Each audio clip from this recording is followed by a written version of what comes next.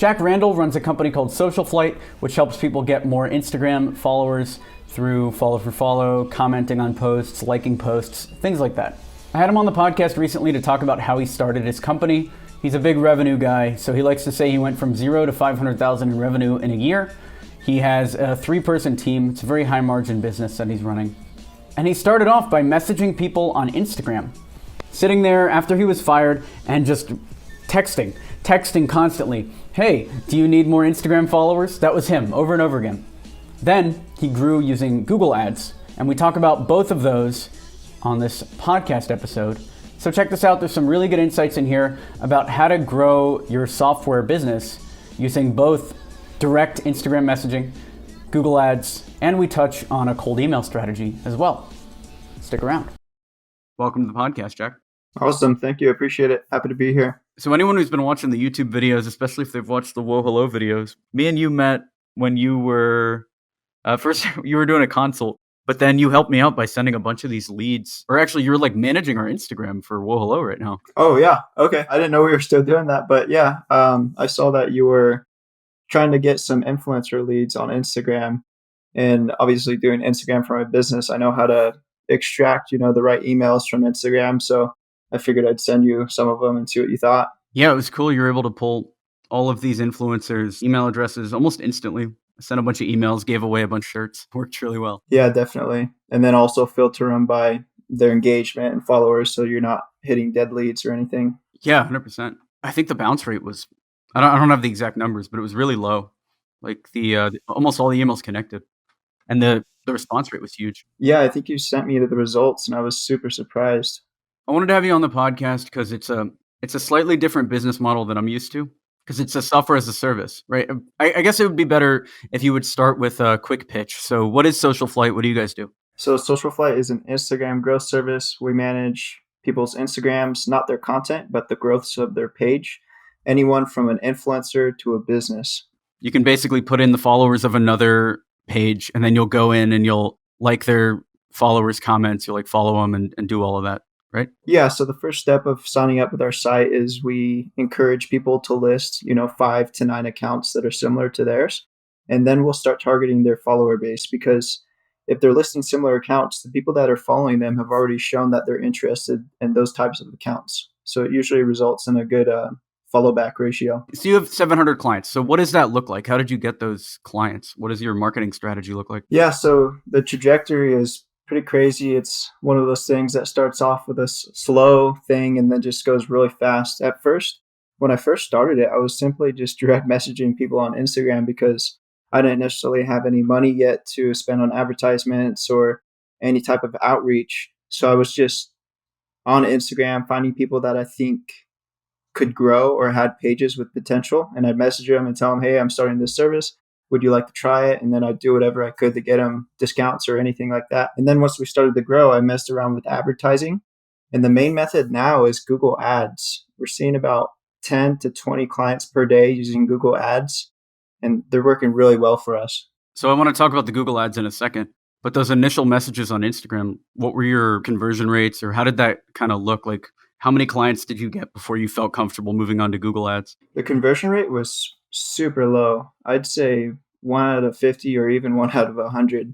And the reason I think for that was because with the service like this, you kind of need reputation, because these people have to give you their username and their password.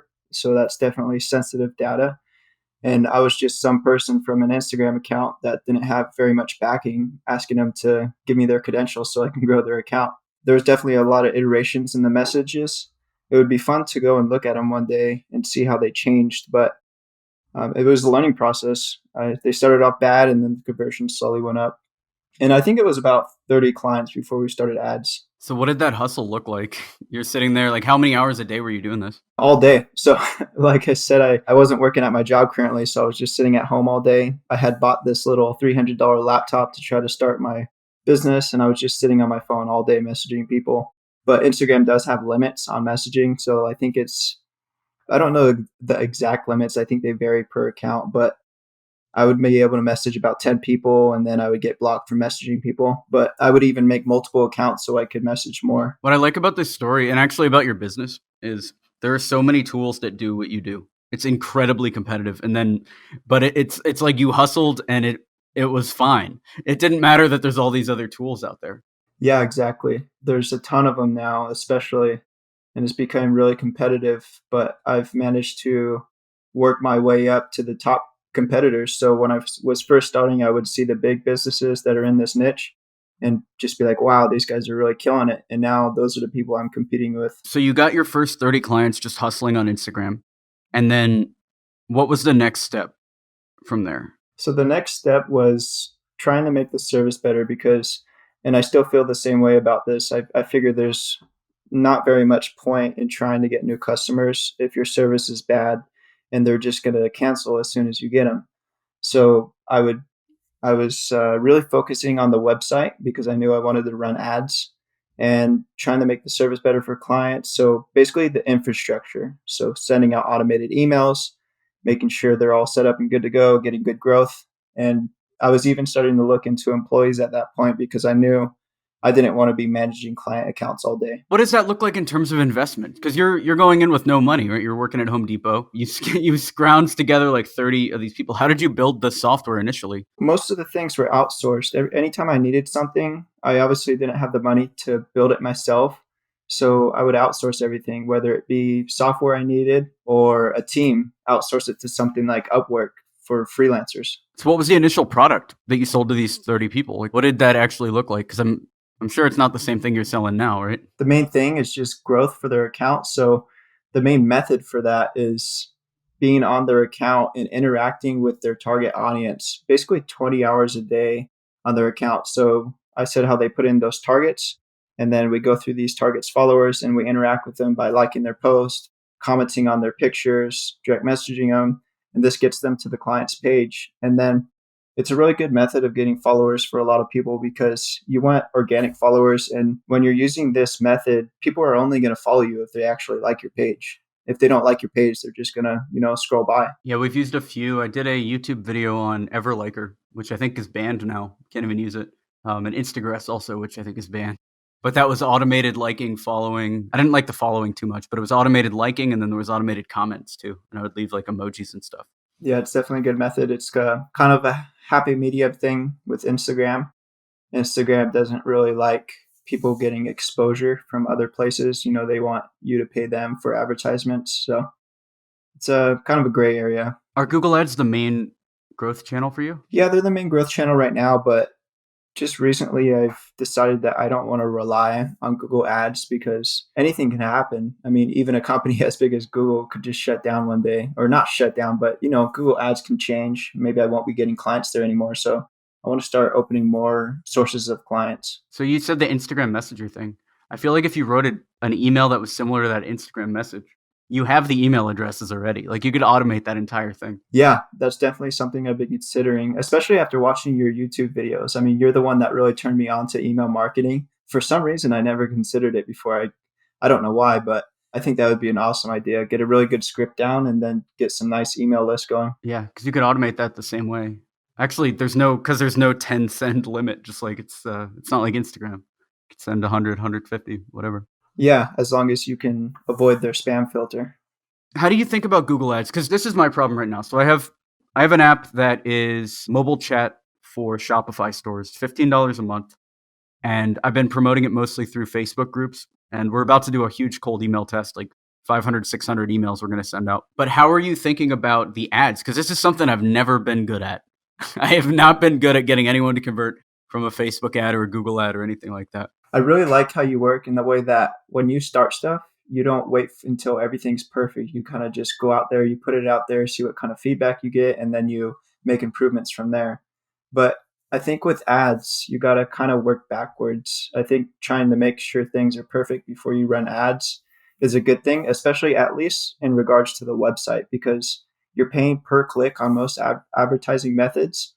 So any person you get to your site, your website's like your salesman at that point. You want it to look nice, you want it to load fast, and you want it to be able to convert. So I think that's the biggest thing when it comes to ads. The thing that I'm missing out on is, so most of my ads aren't even getting clicks or anything. Oh, really? Okay. So I'm either not getting clicks or I'm getting very high cost per click. Are you getting impressions though? I think either I'm not spending enough on the ads or I'm not writing the ads in a good enough way. Because I might either be too generic or I might be too specific. Like there's too much there. How much are you putting into your ad tests? Like how do you figure out if an ad's not working or not? I don't use Facebook ads right now. I only use Google ads, but Google makes it really easy to tell if an ad's not working. I basically judge it on its click-through rate and then also the conversion rate, because you might be getting a high click-through rate and lots of clicks, but it's targeting the wrong audience and the conversion rate's super low. Right now, if I have an ad that's above 5% conversion rate, that's good for me. And if it's below, I consider changing it, which is a pretty high conversion rate, actually. I think in general, that would be lowered to 2%. Anything above 2% is probably good. I got to play with Google ads more. Now that you're saying that, I'm thinking it could be a million things with Facebook ads, right? Because there's like video, there's pictures, there's a ton of things, but Google ads, it's just text. I mean, Google also offers, now that they own YouTube, they offer video ads on YouTube directly and remarketing. But I think the search ads are really big because most people don't even recognize that they're ads. A lot of people I talk to on the phone, because we just started doing phone support for SocialFlight, and a lot of people will say, oh yeah, I signed up for your service because it was first on Google. And they don't recognize that it was an ad. They think it was just ranked first. How do you find your keywords? I actually haven't changed the keywords up in a long time. I did that at the beginning, and I just tried to think as if I were the customer, what would I type in if I wanted to grow my Instagram account? So a big keyword in this space is just simply Instagram growth service.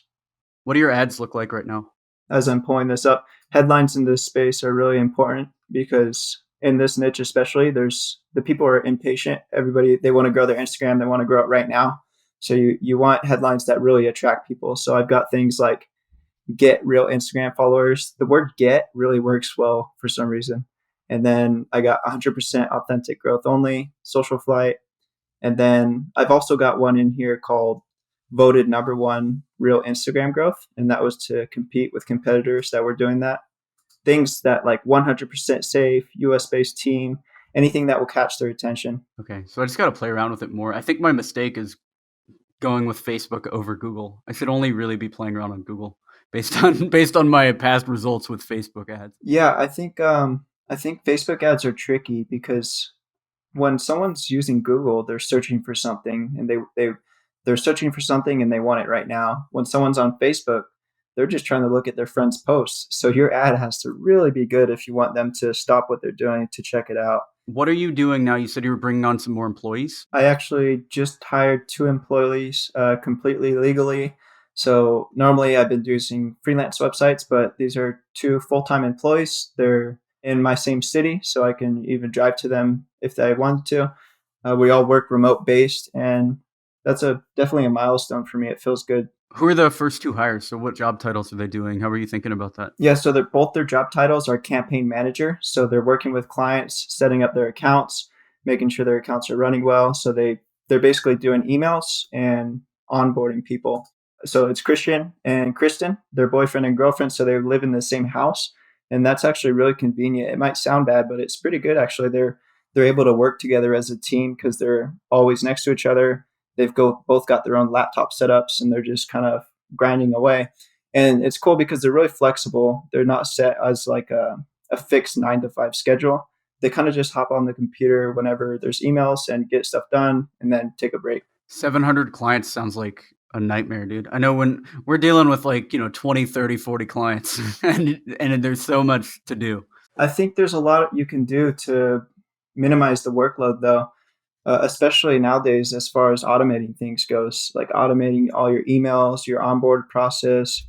And I was just listening to a podcast yesterday with the founder of Instagram, or co-founder, Kevin. I don't know his last name, but they had I think they had 25 million users and 12 employees at one point, which is crazy. What were you thinking about when it came to trying to deal with these 700 clients without wanting to kill yourself? Yeah, so I'm still doing this. I'm always thinking of ways that I can automate things to make it better for the client and then also less workload. For example, automating your emails is a big one. It's super easy to do and it takes care of a lot. So when they sign up, a certain email goes out. After they're signed up for 3 days, another certain email goes out. So you can set up a nice little process there. Other things such as like targeting, we were talking about these people have to find usernames that are similar to theirs. And not all targets they find are going to perform well though. So we're actually designing something to where they can just input a few hashtags that are similar to their niche. And our software is going to automatically scrape those hashtags for users that are likely to perform well as far as growth goes, test those users for 2 days, check the results, remove them if they're doing bad, and then repeat that process. What software do you use for that? Or is that custom? That's going to be custom. I've been lucky enough to find a really good developer that I've been working with, and it took a few developers to find someone that I could really trust. But he's been awesome. He's building a completely new website for us, and he's going to build all that stuff too. What are you focused on as the business owner at that point? I think I'm focused on growth at this point, making sure the service is good for the client, of course, to keep them. And then once I feel like that's good to go, growth. So once this new website is up, I'm really going to be expanding marketing and advertising again because I feel like I slacked on that for a while. Google ads were doing really well, and I felt like, I can just sit back for a while, and that was definitely a mistake. How do you handle that? Because we've done similar at X27. Like maybe the last 8 months, we were so focused on making sure that people actually got value out of everything we did that our cold emails slowed down for ourselves. Like we really took the foot off the gas pedal, and we're just now, like the last 2-3 months, going back hard into marketing. Did you see a growth decline during that period where you weren't marketing? No, we didn't see a decline just because we were fortunate enough to have our ads performing so well. But I think if that weren't the case, we'd probably see a decline.